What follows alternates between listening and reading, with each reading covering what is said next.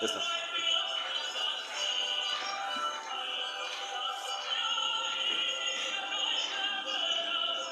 Ojalá el sistema esté bien. Parece que sí.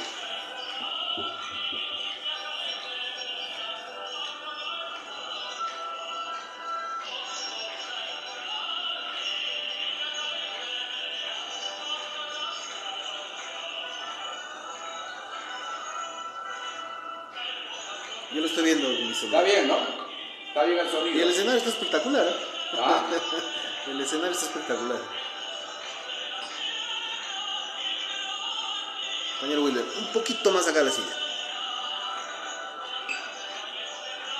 Para que quede mejor.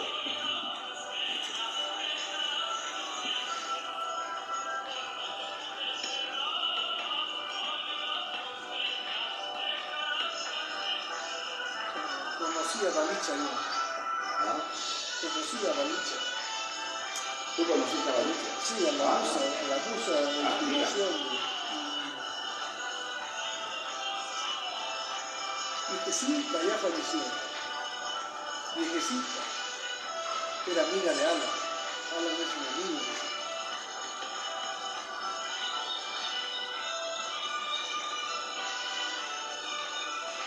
Pero ya murió, Ya murió. Pero tengo fotos con ella. Así, ¿no? Claro, Ah, tengo lindas fotos con ella. Ya cogía con la edad, ¿no?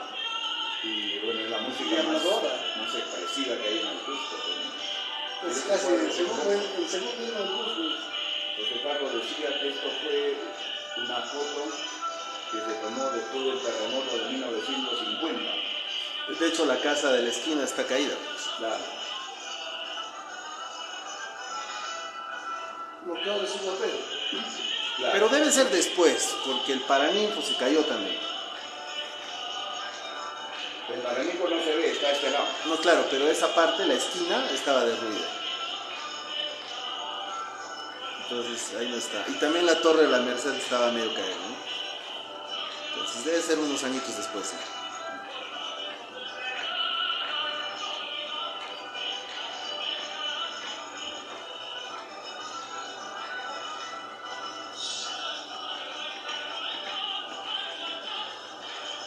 Hoy es el desfile de ciencias. Es un desfile impresionante, ¿eh? Impresionante la banda, estuve temprano en el colegio. La banda impresionante, 300. Exalumnos. Exalumnos. No, Qué es bárbaro, qué impresionante. grande. El desfile es impresionante. Es como luego, yo una vez asistí, creo como congresista todavía. O sea, desfilaron hasta en silla de ruedas, hermano, los viejecitos.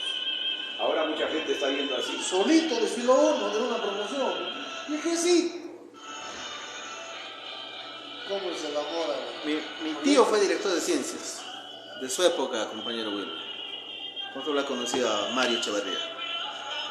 ¿Ah? No, mi tío fue director de ciencias de su época, Mira. Mario Echeverría. Muy buenos días, muy buenas tardes o muy buenas noches. Depende dónde y a qué hora nos estén sintonizando. Estamos hoy en vivo y en directo desde la ciudad del Cusco, con una hermosa fotografía tomada según el propietario de este hotel. ¿Cómo se llama este hotel? Marqueses. José Carlos Quintana, del año 1950.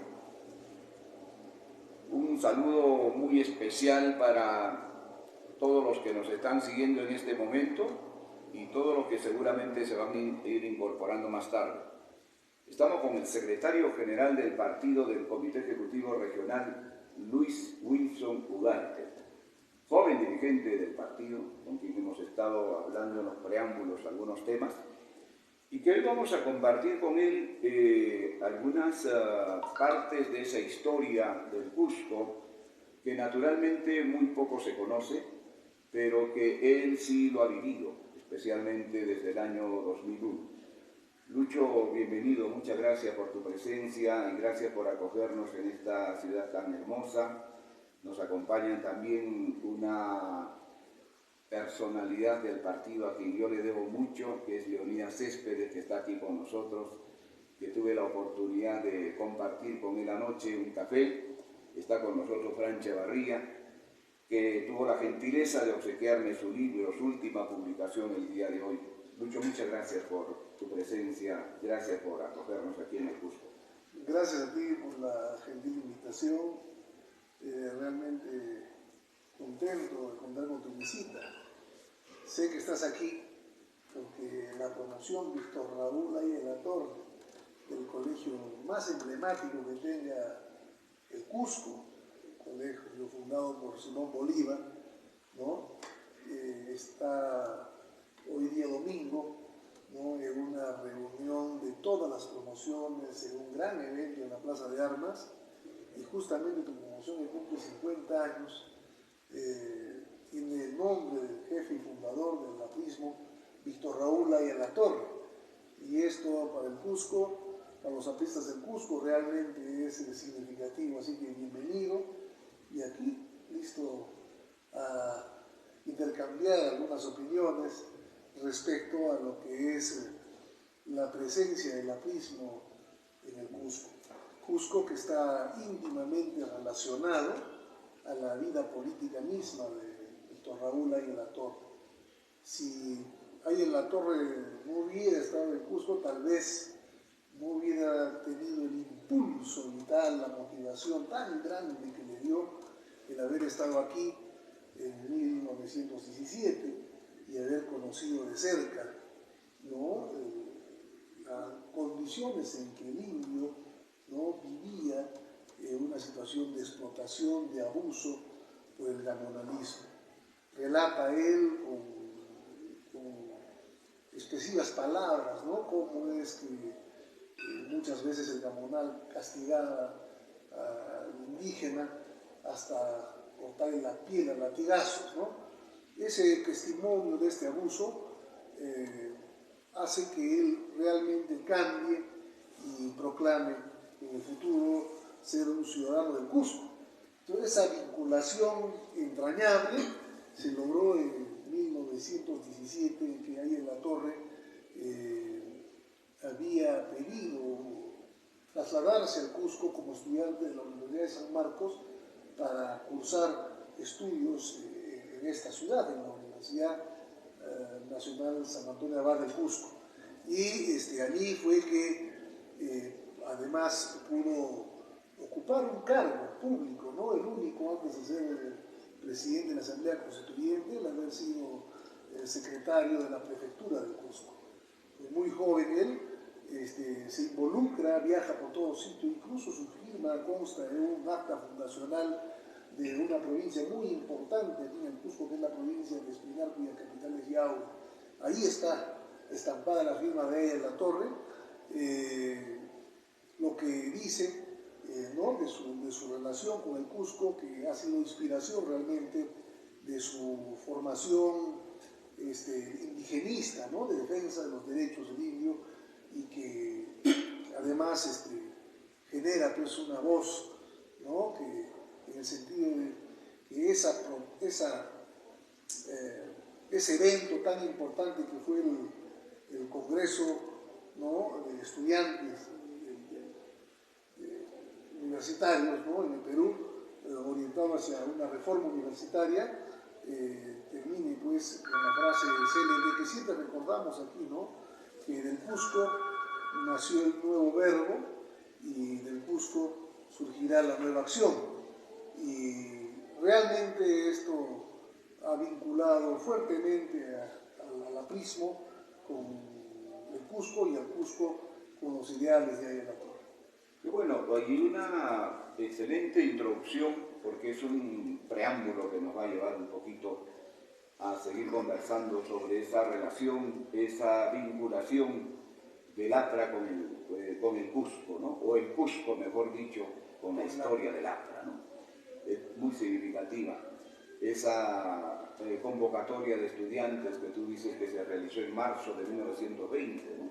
Quizá Aya de la Torre, después de haber sido elegido presidente de la Federación de Estudiantes, hubiera preferido pues hacer una reunión de estudiantes en el norte o en el mismo Lima, pero prefirió el Cusco, escogió el Cusco. Escogió el Cusco y contra viento y marea, digamos, hizo que el Cusco sea la sede de ese congreso eso. Y no era fácil, porque imagínate, en esos tiempos había que llegar al Cusco viajando de Lima, desde el puerto del Callao hasta el puerto de Mollendo, 3 días en barco, y desde Mollendo viajar hasta la ciudad del Cusco otros 3 días. Eran 6 días de viaje para estar aquí más de una semana, ¿no? De una agenda sumamente cargada y con una juventud que tiene pues a líderes brillantes de la época, ¿no? Y él lo dice después, ¿no? Que ha sido un gusto haber logrado, ¿no? Que su determinación, pues, de que sea en el Cusco ese congreso. ¿Para qué? Para que el estudiante universitario de la época se nutra, ¿no? Del verdadero Perú, del Perú profundo, de la verdadera injusticia, ¿no? En un lugar tan alejado para Lima como era el Cusco, ¿no? Pero tan cercano al más sufriente de los peruanos, que era justamente el indígena maltratado, sin derechos, ¿no? En una república que, bueno, se decían elecciones entre los que sabían leer y escribir, y bueno, los representantes con apellidos rimbombantes, y los representantes del Cusco en el Congreso de las épocas eran justamente los principales explotadores, ¿no? Generalmente, por lo general, gamonales abusivos, ¿no? Que entonces hacían lo que querían y había un Perú totalmente injusto. Entonces él hace lo posible porque sea en el Cusco, se da el gusto y además hace lo posible por tener un congreso para abordar la reforma universitaria en 1920 que da luces para el futuro, para una nueva forma de pensar, de pensamiento en el país, que ahora nos parece normal, ¿no?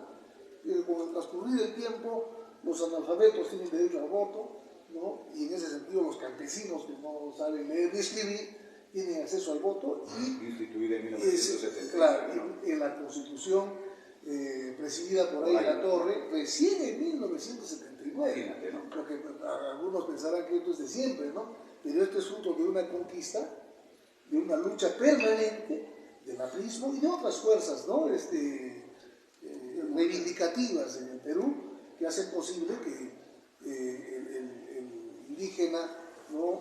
Que era pues mayoritariamente analfabeto, ¿no? Casi totalmente analfabeto, puede incorporarse con su voluntad a entregar, a participar, digamos, ¿no? En una concesión del poder a través de elecciones generales y también después de gobiernos locales y posteriormente gobiernos regionales, ¿no? Con el APRA también. Claro.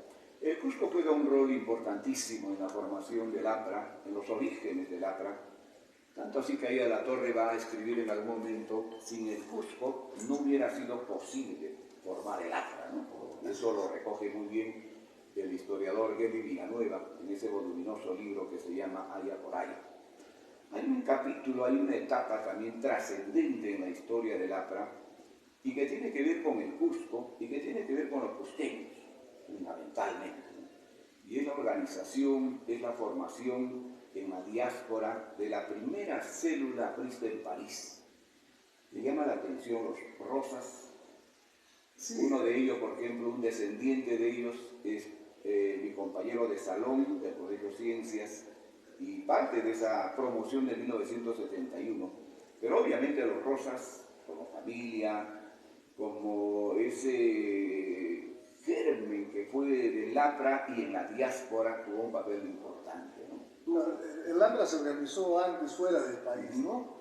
En el Perú no existía. Realmente cuando en 1930 decide juntarse en Lima, en una granistería casi al borde de la medianoche, para fundar el Partido Aprista, ya habían existido ya partidos apristas y habían células, ¿no? De apristas. Y Cusqueños estaba en la célula de París, ¿no? Y también cuando se funda el Partido Aprista en la ciudad de Lima, el secretario general, el primer secretario general también, un odontólogo aprista, Luis Eduardo Enríquez. Así es, el primer secretario general del Partido Aprista peruano fue un cusqueño. Así que sí, hay una relación. Fue un cusqueño y hay que reconocerlo y hay que relevarlo, ¿no? Claro. Seguramente tuvo un tránsito distinto, diferente después, pero eso es otra parte de la historia, ¿no? como lo tuvo también Magda Portal en algún momento, después del año 48.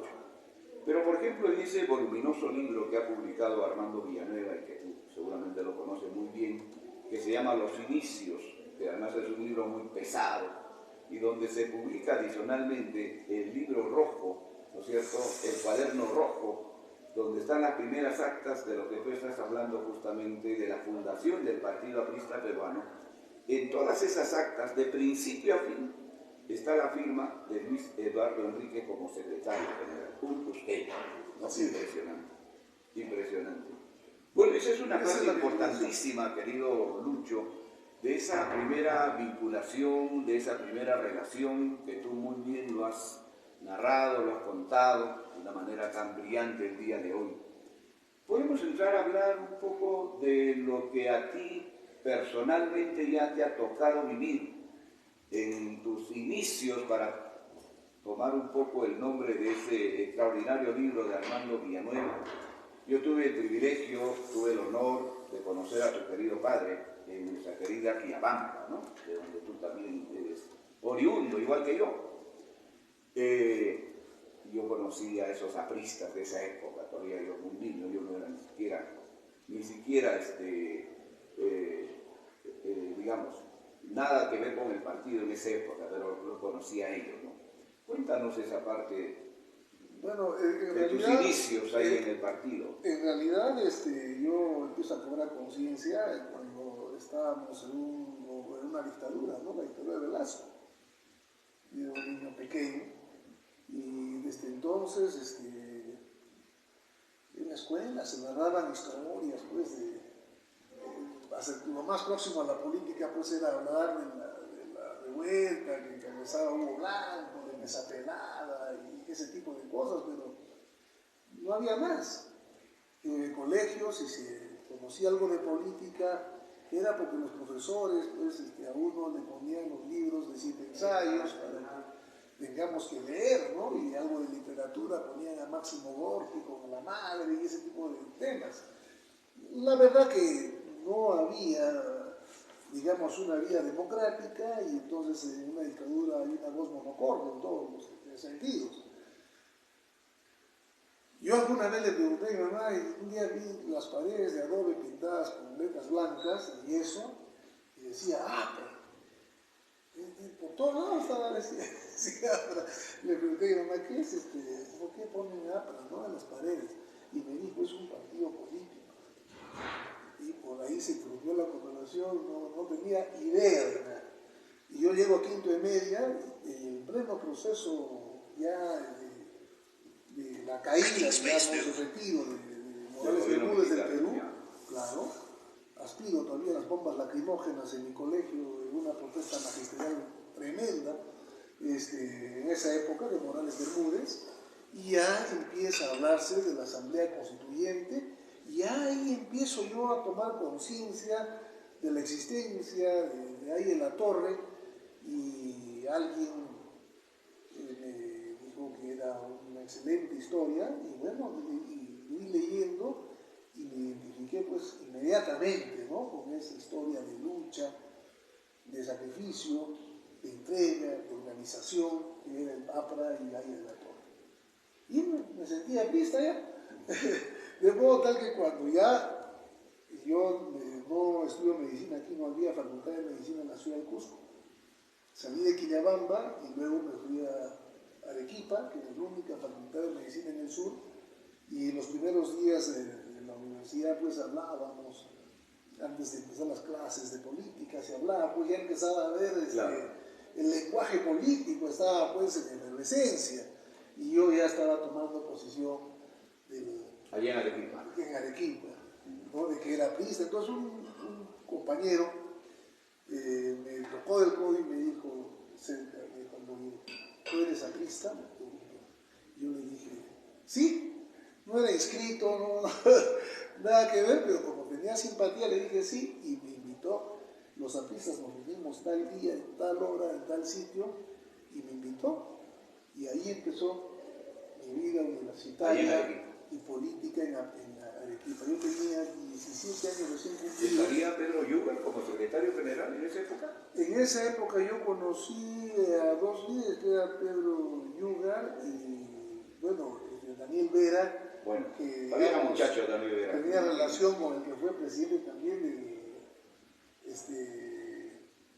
Congreso, pues, otro equipo. Eran dos Lozada Estambul. Lozada Estambul. Entonces, sí, pero yo hice una vida política en la universidad. En realidad era, bueno, el que tenía la dirigencia ahí estudiantil decía, ustedes van a ir al partido cuando estén preparados, porque al partido no entra cualquiera. Esas épocas, ¿no? En esas épocas era así. Qué distinto. Y entonces la educación que recibí de aprismo, de política, la hacíamos en círculo de estudios, compartíamos libros, interpretábamos, explicábamos y éramos pocos. Teníamos un frente de fachada, teníamos el control del Centro Federal. No pasó mucho tiempo que ya era el secretario de Prensa y Propaganda del Centro Federado de Estudiantes de Medicina, en el SEMA, y ahí empecé. No iba al partido, efectivamente yo no iba al partido, he ido solamente para la campaña de Armando, ¿no? Algunas movilizaciones, pero no era sido visitante del partido.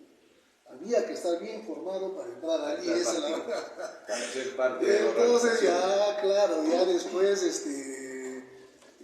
después de la derrota de Armando Villanueva, fui inconscientemente, sabiendo lo que significaba ser aprista, me inscribí y desde entonces tengo una militancia permanente, ¿no? Hemos estado en estos tiempos difíciles, después de la derrota de Armando, las disputas internas en el partido, las disputas ya en el partido, entendí por qué un dirigente me dijo que no era recomendable, porque no lo vas a entender, las disputas internas, ¿no? La gente enlosada, la gente a la organización. Y claro, las disputas están bien, ¿no? Pueden ser edificantes, ¿no? Porque uno va cediendo posiciones y también saliendo adelante, entonces eso genera una competitividad y eso hace que seamos mejores. Un partido político sin disputas internas. Hay una que construye, otra que destruye. Pero hay disputas que son realmente fratricidas, claro, ¿no? Claro. Fratricidas, ¿no? Y eso es algo que, bueno, siempre he tenido que, digamos, enfrentar desde mi ubicación como dirigente de la universidad. Y fui avanzando. Yo tengo una vida en la que he ido avanzando. Llegué a ser secretario general de la Facultad de Medicina por el partido, ¿no? Del Comando Universitario Aprista. Después llegué a ser secretario general del Comando Universitario Aprista de la Universidad de San Agustín, que aquella vez tenía como 32.000 estudiantes. Y durante 2 años participé del comité ejecutivo regional, departamental de la época, y fui un líder juvenil, pues, ¿no? Cada vez que había un Qué bueno, ¿no? Cada vez que había un esa etapa de tu formación, digamos. Mi vida política claro, la hice allá. Claro. Y todavía mantengo relación con los ex secretarios generales. ¿Estuviste, digamos, antes el año de que ahí en la Torre presidió el mitin de la fraternidad? No conocí el ahí 78. No, el 78 yo estaba en Cusco, no tenía... Pero ya el 80 me imagino que te vinculas con... Claro, yo estuve en el mitin meeting a Alan García. Yo estuve en el meeting de Armando Villanueva en el Parque Guamé de California, ¿no? Y era aprista. Entonces, de las épocas en las que trabajamos semiclandestinamente en la universidad para poder avanzar, llegó pues la primavera, cuando Alan García asume la Secretaría Nacional de Organización, y lo escuchamos, lo leímos, y a poco tiempo secretario general, y empezó pues la avalancha, ¿no? De simpatía. Y hablando de Alan García, tú debes de saber que sin el Cusco, Alan García no hubiera sido presidente de este país. Y algunos se preguntarán, ¿pero por qué? ¿No? Es una cuestión que hay que responderlo. Celia Rojas, la abuela de Alan García, es nacida en el Cusco, ¿no? Y un pueblito un distrito con Papata, distrito de Canchis. Si esta mujer no hubiera aparecido, que Alan inclusive le dedica un capítulo en su libro Metamemorias, ¿no?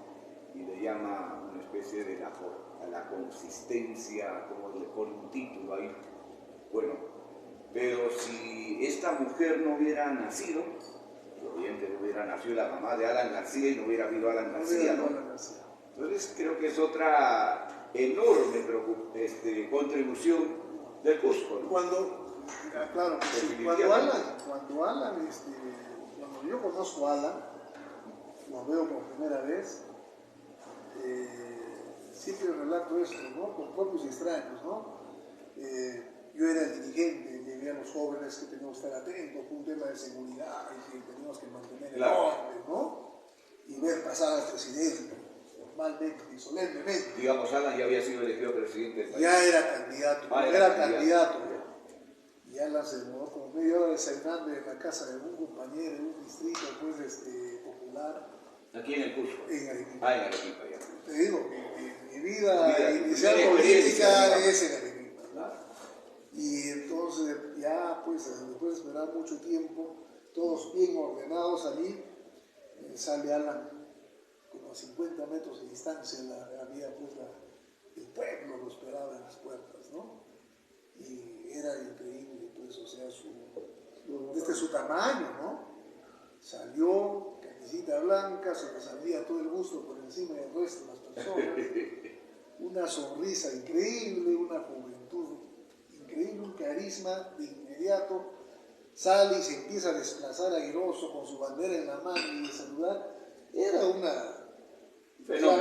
fenómeno. Yo había leído yo algo de propaganda política, había leído Mi lucha de Hitler, había leído a Goebbels y sus técnicas políticas, había leído de lo que es la propaganda y todo eso, sabía ya de lo que es la conducta personal frente a cuando está en multitudes, ¿no? La despersonalización del sujeto frente a la masa y todo eso, ¿no? Entonces, todo eso, inmediatamente, todas esas lecturas se vivieron constatando en el acto de que estaba frente a un tipo que en todo sentido que se irradiaba. Digamos, ¿lo conoces, Alan, allá en Arequipa, después del año 82, cuando él ya es secretario general, o un poquito antes, cuando era secretario de organización? No, yo era secretario general de mi facultad. No, él era candidato. Ya era candidato y salía de ahí para irse a la Plaza de Armas para el meeting, ¿no? Y bueno, te hablaba de la organización de los muchachos, ¿no? Claro. Cuando pasó a la medida la vuelta no había nadie.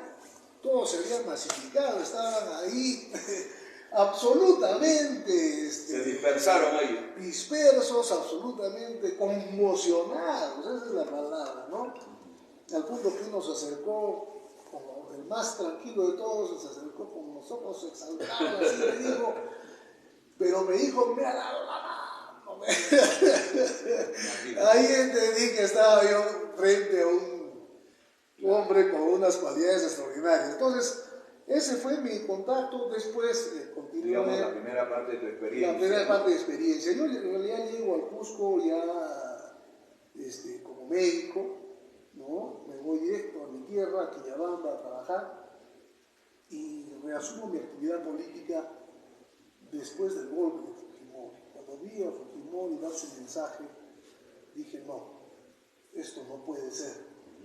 Entonces asumí la responsabilidad de la Secretaría General en el año 92, cuando estábamos pues también en Quillabamba, la Secretaría General Provincial de la Convención, cuando estábamos en el sótano de la simpatía popular y cuando Fujimori pues estaba en la más alta expresión, 93% de aceptación popular. Fui candidato. Cuando todo era ofensa, calumnia, diatriba contra nosotros, insultos. Y asumí esa responsabilidad, incluso como candidato a teniente alcalde en mi provincia, llegué a ser regidor por primera vez. Mi mensaje no era pues de las calles pavimentadas y el agua potable, en realidad eso se encargaba el candidato a la alcaldía. Yo era el que daba el mensaje político. Mi mensaje era, y lógicamente el accionar político era estamos aquí para dar respuesta a la dictadura desde las trincheras de los gobiernos locales. Y ahí inició realmente mi verdadero accionar político, ya digamos no universitario, sino dentro del tejido social, ¿no? Después hemos progresado, el partido me dio la oportunidad de sacar la cara con el partido año 2000 en elecciones generales, cuando el país era distrito único a nivel nacional. Sabía yo que era imposible acceder a una curul el año 2000, pero lo tomé con entusiasmo para, sobre todo, llevar el mensaje del aprismo, ¿no? Y la defensa del aprismo. Cuando dice 2000, estás hablando antes que Alan regrese al Perú. Antes que Alan regrese al Perú. Estás hablando, digamos, cuando todavía Abel Salinas fue candidato. Claro, Abel Salinas fue candidato. Y Jorge del Castillo era candidato a la primera vicepresidencia. Claro, y sabíamos que no íbamos a llegar, bueno, al menos en Quillabamba, yo, la verdad que era una novedad, había estado muchos años fuera. En Cusco. Bueno, después de tanta Cusco casi de no me tanta conocía a nadie. diatriba, de que los periódicos todos los días nos presentaban como lo peor de las noticias. No, y nos lo decían, ¿no? A mí me invitaron a entrevistarme y me decía, y usted tan joven, se ve que tiene conocimiento médico. ¿Qué hace en el APRA? ¿Qué hace en el APRA? ¿Qué hace? ¿Por qué está en el APRA? Y entonces ya estábamos preparados para dar respuesta a eso, ¿no? Claro. Pero sí fue el inicio la candidatura del 2000 fue el inicio, digamos, de un esfuerzo por levantar al partido, y después con la campaña de Alan Vuelve, ya pues las cosas cambiaron, ¿no? Yo recuerdo que tuve un círculo de estudios que empezamos con 3 jóvenes que se acercaron, como iba a ser candidato, 3 jóvenes se acercaron a pedirme si podía capacitarlos porque querían ellos aprender política. ¿Todavía en Quillabamba? Sí, en mi consultorio empezamos 3. Fueron ¿Te más. acuerdas de alguno de ellos? No? Se fueron más, y un día les dije, como ya mi consultorio quedaba chico, pues la que llevaba más de calor, tenía 2 ventiladores así, todos unos sobre otros, casi revisando, leyendo, aprendiendo, ¿no? Y querían tener local, y le dije, cuando sean más de 30 vamos a tener local. Y llegamos a más de 30, empezamos a buscar local, y ahí nomás llegó la propaganda Alan Vuelve. Entonces el local de los muchachos terminó siendo el local del partido para esa campaña del 2000 de Alan Vuelve.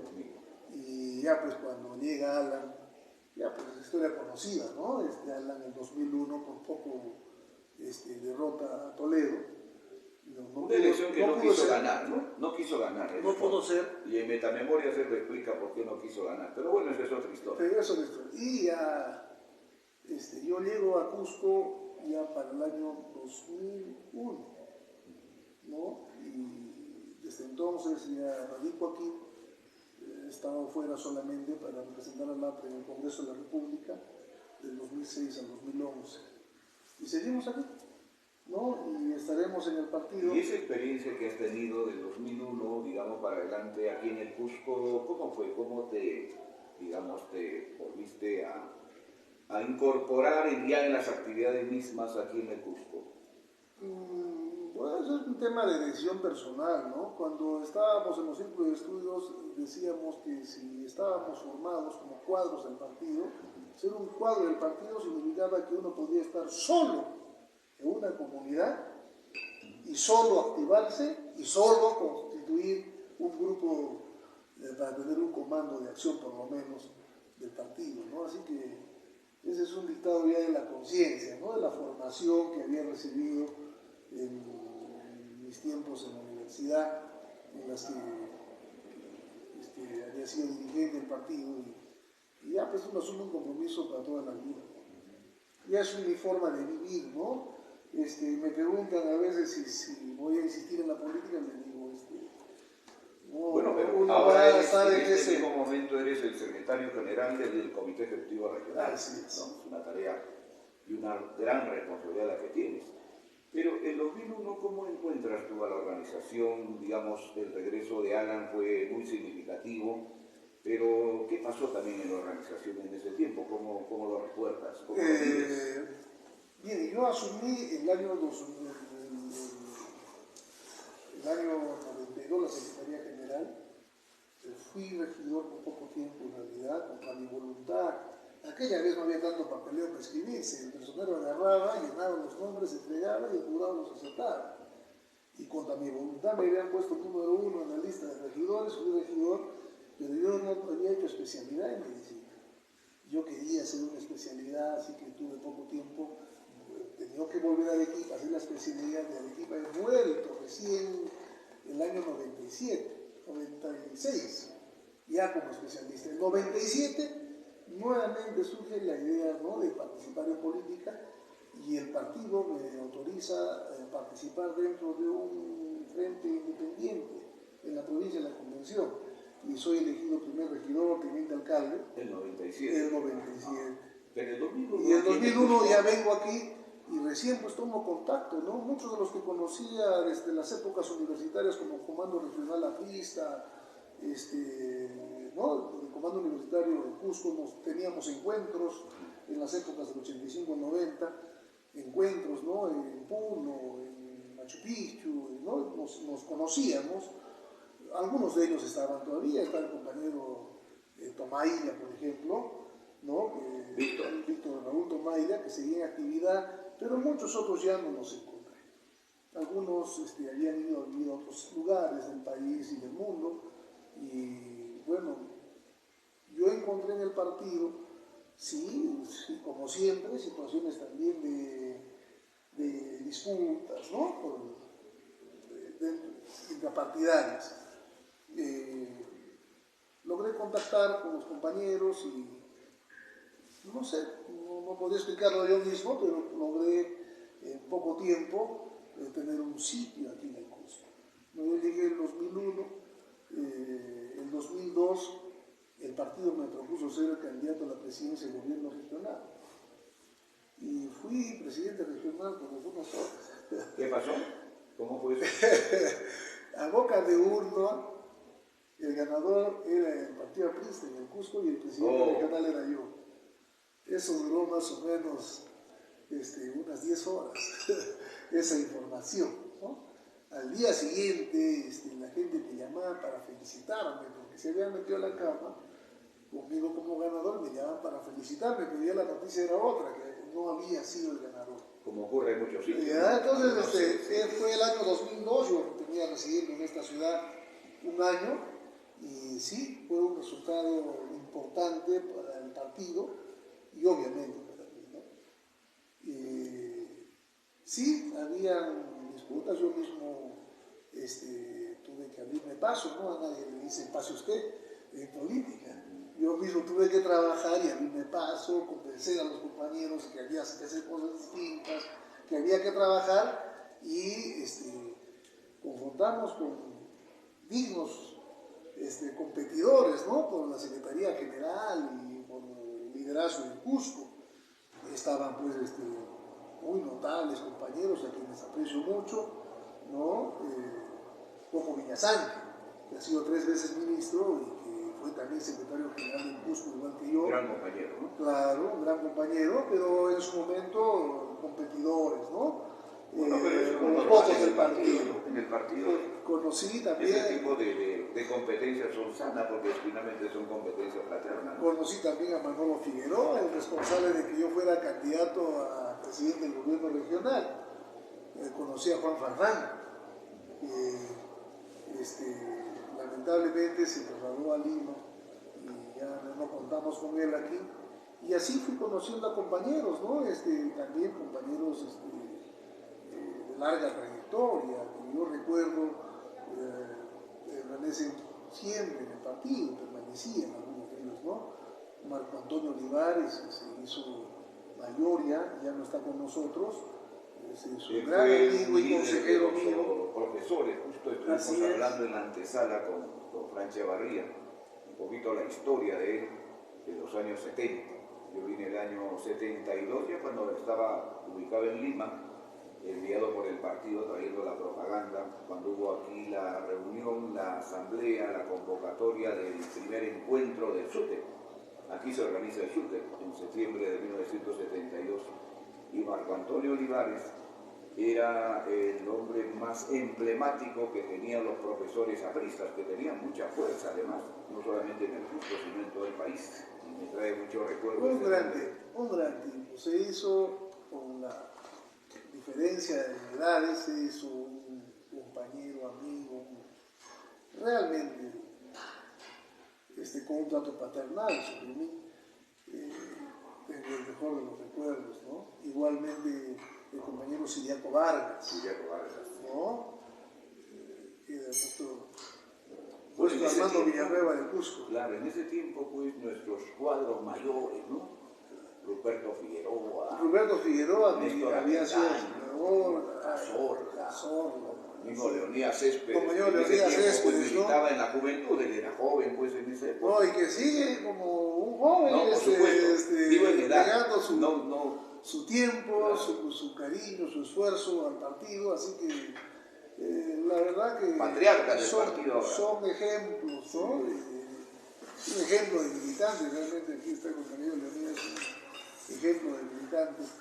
Y sí ha sido conociendo recién a los compañeros, después uno averigua y tiene un historial largo, ¿no? De partido de Ruperto, por ejemplo. Yo estaba en Quillabamba cuando él confrontó con Fujimori aquí en la Plaza de Armas, ¿no? Y les petó por sus verdades, ¿no? Valientemente, con Ruperto Figueroa. Está también con Eudocio Velázquez, ¿no? Que ha sido muchas veces secretario general. Y con todos ellos no siempre hemos tenido, no siempre hemos estado en la misma orilla, ¿no? Ellos tenían sus amistades, ¿no? Cultivadas toda la vida, ¿no? En el partido, ¿no? Claro, yo recién había realmente llegado, yo recién empezaba Era recién llegadito. Recién llegadito. Hubo un bache, Claro. naturalmente que todos lo reconocemos, desde 1992, cuando Alan sale del país, ¿no es cierto? Y él regresa obviamente el 2001, y la verdad que el 2001, una semana más de campaña, se ganaba la segunda vuelta. Por esas cosas que él cuenta ya en Metamemorias, no quiso ganar esa elección.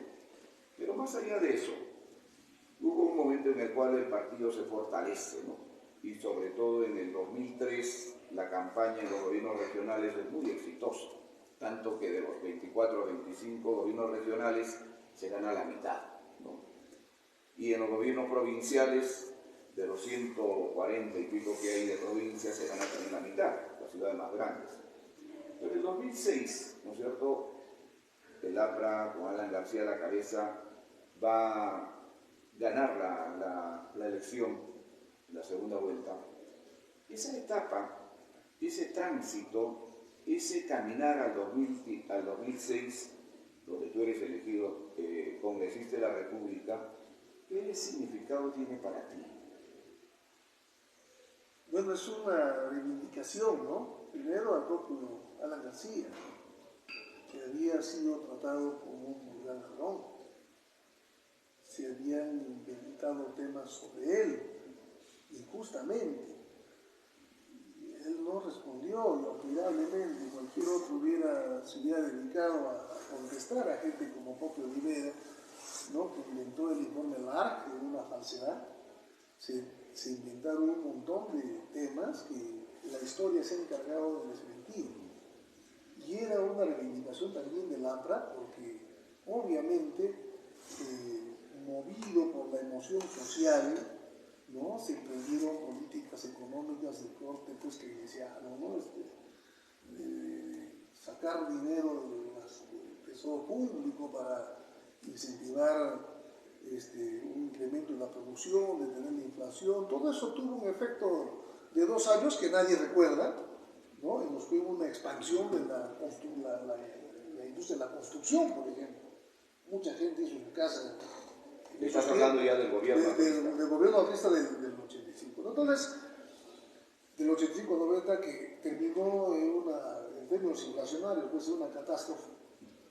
Pero después Alan se esforzó por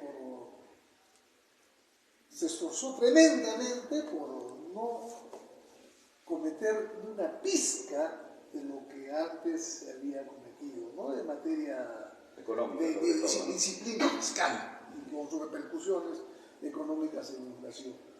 Y en mi concepto fue el mejor gobierno que yo conozca. Yo no sé si antes de eso habrá habido buenos gobiernos, salvo por historia, sabemos de Castilla, ¿no? Pero Alan García hizo realmente un gobierno muy sobresaliente. Si uno compara las cifras de los 5 años de gobierno, somos de los pocos países en el mundo que tuvo un crecimiento de su economía, de su PBI, de 1.17%, más o menos, ¿no? Pero porque el resto, especialmente los países europeos, toditos tenían un crecimiento negativo, ¿no? Importante crecimiento negativo en la crisis del 2009. Y aún así, ¿no? Tenemos un promedio de crecimiento superior a los 7 puntos.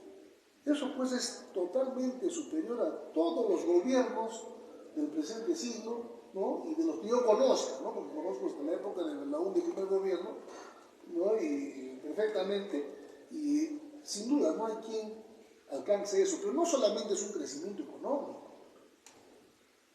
es un crecimiento económico con conquista social. Es un crecimiento económico con desarrollo social, que es el objetivo, es el fin supremo del AFRA. Desarrollo social, que desde lo que acabamos de mencionar respecto al indigenismo y la explotación y el abuso contra ellos, ¿no? Obviamente darle el voto, darle educación pública gratuita, que la Constitución del 79 consagra, es desarrollo social. Y del 2006 al 2011, nosotros, ¿no? Hemos logrado, y Alan García promulgó la ley de marco de aseguramiento universal en salud. Yo soy médico más de 30 años. Sé lo que era una atención en un hospital público hace años, donde la gente estaba a su suerte prácticamente, tenía que comprar todo, tenía que pagar todo, la radiografía, todo. Y la verdad que los niveles de salud eran paupérrimos, ¿no? A lo que es hoy en día. Hoy en día esa ley garantiza que el Perú mayoritariamente está asegurado por la ley de aseguramiento universal en salud. Yo me arrepiento de haber muchas leyes allá, obviamente en conjunto. No, pero yo me arrepiento haberle mantenido el nombre de CIS, porque parece que el CIS viniera desde la época de Toledo, porque dije, hay una entidad que maneja un presupuesto pequeñito, porque el asesor me dijo, ¿cómo se va a llamar la institución prestadora, no la institución administradora de fondos de aseguramiento de salud pública, la que va a subsidiar los cuidados de la salud? Pude haberle puesto cualquier nombre. ¿Y pusiste Salud Popular. No le puse, sino dije, pero hay una entidad que maneja un presupuesto ahí, ¿no? Había un fondito, pues. Ya porque se llame CIS. Y por eso se llama CIS, y no perdí la oportunidad de hacer un quiebre entre lo que era el antes y el después de la Ley de Aseguramiento Universal de Salud. Hoy en día, radiografías, tomografías, cirugías, hasta audífonos medicados, prótesis de caderas, vale decir, toda la tecnología prácticamente, ¿no? Se puede prestar a través de la Ley de Aseguramiento Universal de Salud, y ese es un esfuerzo del país, ¿no? Por la salud de todos. Es una forma de hacer que todos tengamos la oportunidad a la salud. Y eso es trabajo del crecimiento de la economía que ha logrado el aprismo en el segundo gobierno, pero también de las decisiones políticas, ¿no? Con emoción social que Alan García sin duda que impulsado, ¿no? Entonces, la erradicación del analfabetismo es otro tema, el fortalecimiento de los colegios emblemáticos para que los mejores, ¿no? Y el Colegio Presidente de la República, para que los mejores tengan oportunidades de acuerdo a sus capacidades, ¿no? Y la disminución de la pobreza en 20 puntos en 5 años, que es todo un récord, ¿no? Que el Banco Mundial ha elogiado, pero que lamentablemente cuando el Banco Mundial hace el análisis, agarra el gobierno aprista y el gobierno de Humala, ¿no? Entonces, no podemos mostrar, digamos, lo que exactamente se han hecho en 5 años, pero sin duda que la mejor parte de eso la tiene como resultado, como producto final, el gobierno aprista de Alan García Pérez. Lucho, obviamente todo eso es muy importante y sobre todo significativo para la historia del partido, del gobierno y del propio Alan García. Pero una paradoja, ¿cómo te explicas que habiendo hecho el mejor gobierno, que habiendo tenido las cifras más resaltantes, más significativas, que habiendo disminuido la pobreza, las cifras que tú has detallado, ¿cómo te explicas que luego el electorado no haya tenido una respuesta tan importante, tan significativa para nosotros? O sea, ¿cómo preocuparnos por, digamos, la coyuntura electoral que hemos vivido después? ¿Cómo poder explicar esa etapa? Porque todo lo que decimos, obviamente es muy bonito, suena muy bien y además está cimentada de verdad, ¿no? Porque están las cifras. Pero ¿cómo explicar esto? ¿Cómo explicar esa caída tan abrupta en las cifras electorales? ¿Qué es lo que ha pasado? ¿Qué te dice, por ejemplo, tu experiencia, en este caso como dirigente del Comité Regional del Cusco, y tu experiencia partidaria, naturalmente? ¿Qué explicación le puedes dar, en este caso, a lo que ha pasado, a lo que ha sucedido? Es una cosa que a mí siempre me ha dado vueltas, y Alan García lo explica bien en esta memoria, ¿no? Pero bueno, a ver, tu punto de vista, ¿no? En mi punto de vista, no solamente hay que ser, hay que parecer,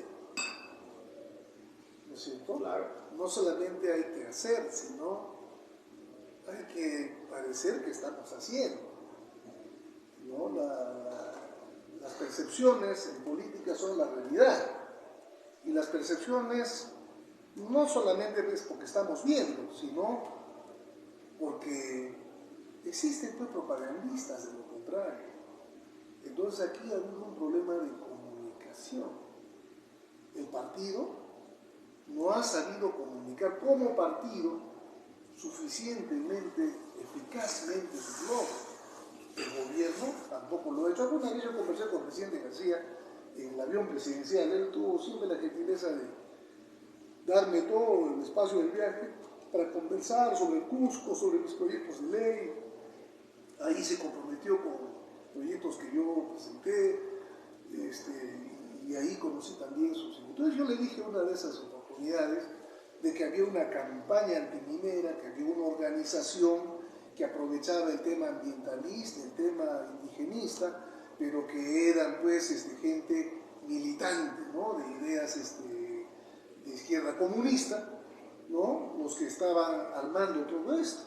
Incluso se hablaba aquella vez de refundar el Tahuantinsuyo. En pleno gobierno aprista se convocaba a unos congresos en diferentes lugares, uno de ellos tenía que ser en Puno.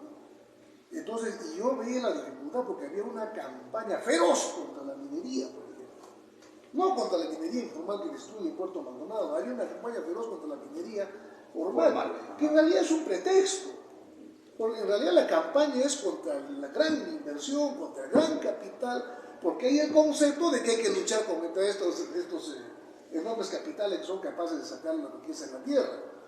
Entonces, no es el tema de la contaminación, se utiliza el tema de la contaminación, ¿no? Como se utiliza hoy, lo estamos viendo, se utiliza el tema del indigenismo, pero bajo una óptica de reproche, de dividir más bien, ¿no? Tú eres cobrizo, tú no eres, ¿no? Tú eres quechohablante, tú no eres, y empezar a separar a los peruanos.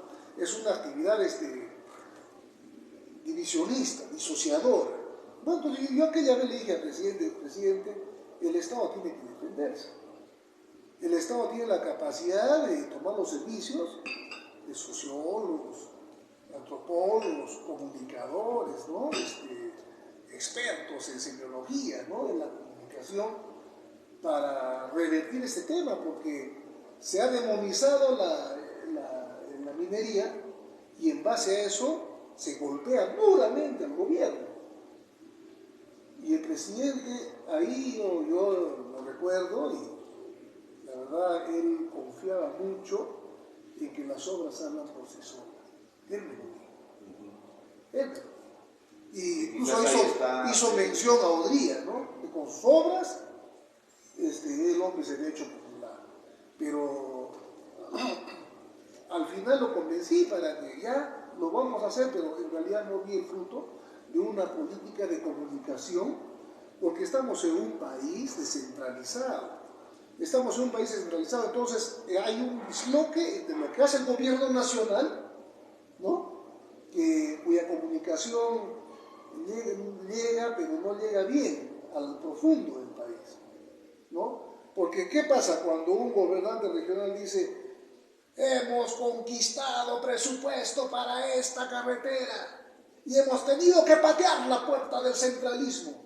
Cuando Alan García los había recibido amablemente en su despacho, ¿no? Había un discurso, ¿no?, de actuación. Por ley el presupuesto estaba No, distribuido, ¿no? todo estaba hecho, pero no, entonces, Claro, ¿qué pasa? obvia, Cuando ¿no? es un gobierno nacional y no hay subnacionales, Fujimori bajaba pues a poner la primera piedra o inaugurar pues unas aulas, un centro de salud, un trocho de carretera. Cuando el gobierno nacional tiene subnacional, lo que hace es le entrega la plata. Así es. Y no hay ceremonia para recibir el cheque, y entonces el otro aprovecha y nunca dice que esa plata viene de la minería, de los impuestos que paga la gente. Es una conquista del alcalde, es una conquista del gobernador, que dadivosamente y gracias a su esfuerzo se beneficia a la población. Y eso que pasa en el nivel regional pasa en el subnacional, gobierno local, provincial, incluso en los locales. Todos son los dueños de la pelota y todos se llevan los honores porque son los que han conseguido. Entonces ahí se quiere. Entonces, ¿cómo llega uno? Desde el gobierno nacional tiene que haber una política de comunicación que explique de dónde sale, quién decide y por qué hay plata. Y hay plata porque crece la producción, o sea, tiene que haber un poco de educación en ese tema. Faltó eso, ¿no? Y yo creo que faltó eso, mucha confianza en que las obras van a hablar por sí solas. Es más, me dijo, y para eso está el congresista, me dijo. O sea, el congresista para que defienda lo que hace el gobierno. Claro, eso es lo que yo hacía. Pero yo venía aquí una vez a la semana, estaría pues, de los 400 medios de comunicación, estaría pues en 10, y el resto habla lo que quiere, ¿no? Y el resto dice lo que le da la gana, y es más... y satanizan también lo que y satanizan, porque finalmente también hay una costumbre, ¿no?, si tú escuchas los medios de comunicación locales, en el último rincón, quien financia el programa, ¿no? Así es. ¿Quiénes son? Las actividades de las autoridades locales, regionales. No, como ocurre. Entonces, y a mí una vez alguien me dijo, uno de los empresarios, me dijo, pero ¿qué ganamos pues, entrevistando a un representante del LATRA si el gobierno aquí no suelta nada?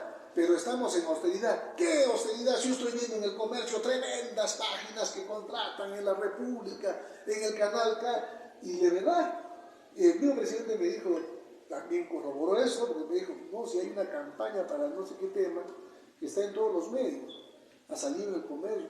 Mire, presidente, el comercio no lo lee nadie en Quillabamba, y en el Cusco lo leerán 10, y lo comprarán solamente para las bibliotecas municipales, si es que las tienen, porque la verdad,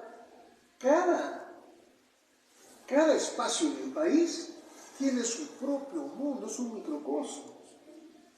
Hoy en día la comunicación nacional es muy débil en las regiones. Las regiones generan su propia comunicación. Eso está demostrado. Tiene sus propios líderes de opinión, tiene sus propias corrientes de opinión. Y lo que pasa aquí en Cusco, a nivel de la región, en el Cusco, la ciudad, es absolutamente distinto en mi tierra. Tienen sus propios líderes, sus propias ideas, o sea, el nexo es pobre. Y lo que pasa en Quillabamba, ¿no?, donde deben haber siquiera 20 radios en todos los canales, pasa en cada distrito y hasta en cada comunidad. Hoy hay comunidades donde hay una sola radio, ponen música, hablan en quechua y difunden ideas que no necesariamente son de conveniencia para un sistema democrático descentralizado. Bueno, y ahí tiene que estar la respuesta del partido. Pues, por esa razón no llegamos. Entonces, claro, el partido, el gobierno no pudo responder. Y fuera del gobierno, como quiera que no hemos tenido la capacidad de presentar candidato presidencial, no hemos tenido buena bancada, después no hemos tenido gobiernos locales ni regionales, no tenemos espacios desde donde llegar y poder influir de mejor manera en la comunidad.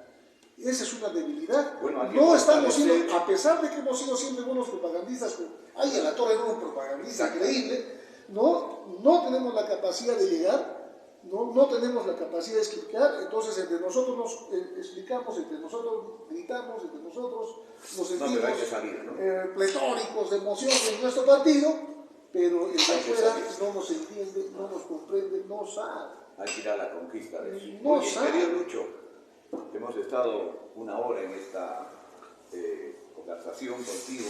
Muchas gracias por darnos esta oportunidad aquí en esta tierra tan prodigiosa, tan hermosa, a la cual yo regreso después de 15 años. Fíjate cómo pasa el tiempo, ¿no? Enorme gratitud a José Carlos Quintana, propietario de este Hotel Marqués.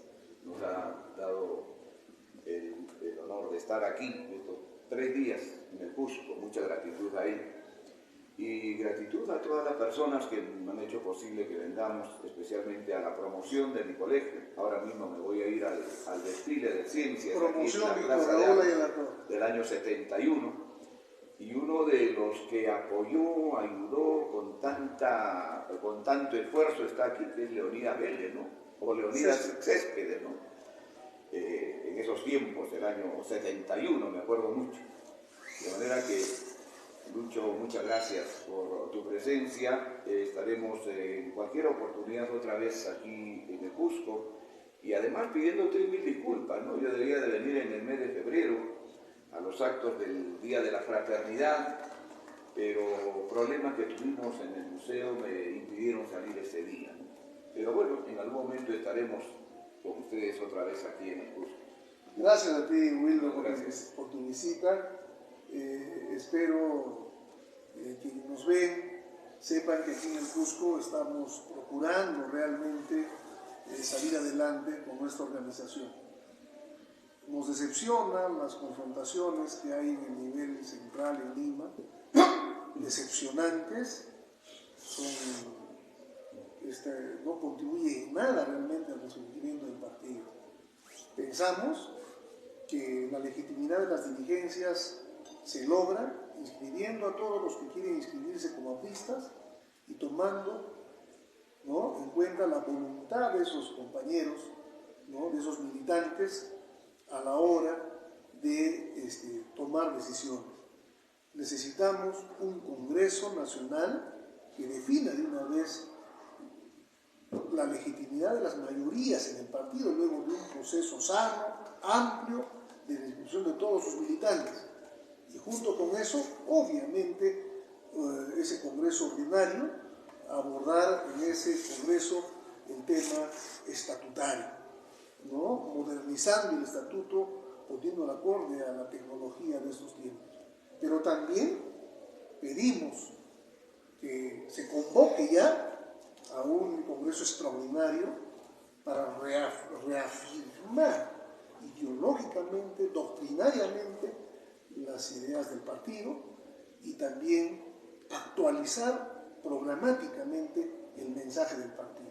Necesitamos tener una propuesta programática bien definida que derive después en mensajes concretos que nos enganchen con la población, que tomen en cuenta la nueva realidad, a los nuevos agentes económicos que existen hoy en el país, que se refuerce la relación con un sector que ha crecido enormemente en el país, gracias al cual cualquier huelga, como las que han querido ocasionar sectores de izquierda comunista, ha fracasado, que es el gran sector de los emprendedores, ¿no?, donde reposa una buena parte del capital humano y una buena parte incluso del capital financiero.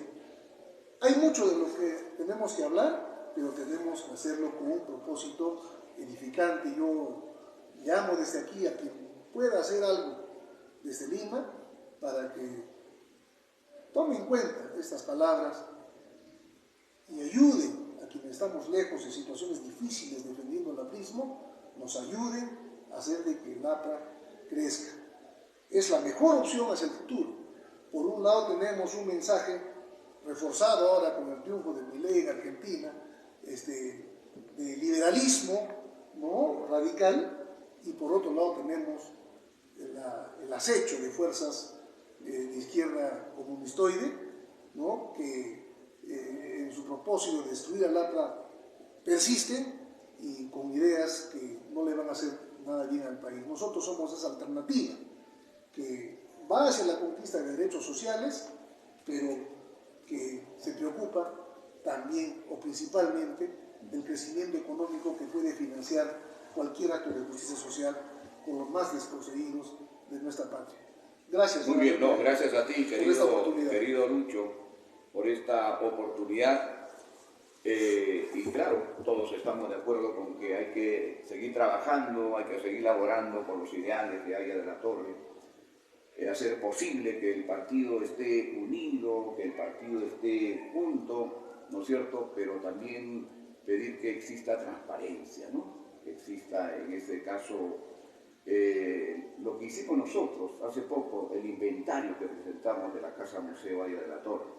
Siempre decimos, unidad sí, complicidad no, fraternidad sí, complicidad no. Nadie tiene corona en el APRA, todos somos iguales y todos tenemos que rendir cuentas al partido de lo que nos entregan, de lo que nos dan para administrar, de lo que nos dan para vender, de lo que nos dan para alquilar. Todos tenemos que rendirle cuentas al partido y no hay pretexto para no hacerlo. Muchas gracias, querido Lucho. Nos despedimos con la música tan extraordinaria de Balicha. Y un abrazo muy especial, mucha gratitud a José Carlos Quintana, que ha hecho posible que estemos aquí en este hotel. Y no sé qué pasa con este volumen que no sale. Caramba. La emoción de estar en el Cusco, querido Lucho, ¿no?, de estar al lado de ustedes. Pero muy bien, tus palabras, te felicito por eso. Aquí estamos.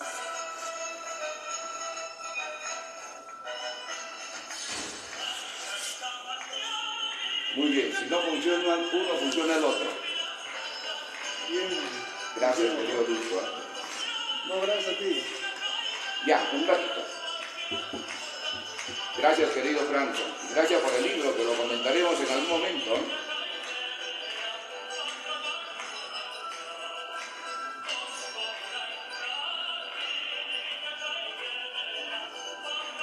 Y vamos a tener una asamblea general hoy. Sí, que hemos dejado para la siguiente semana. Gracias a todos ustedes por habernos seguido el día de hoy. Los esperamos en vivo y en directo el próximo domingo 27 de agosto desde la Casa Museo Aya de la Torre. Han sido ustedes muy gentiles. Muchas gracias.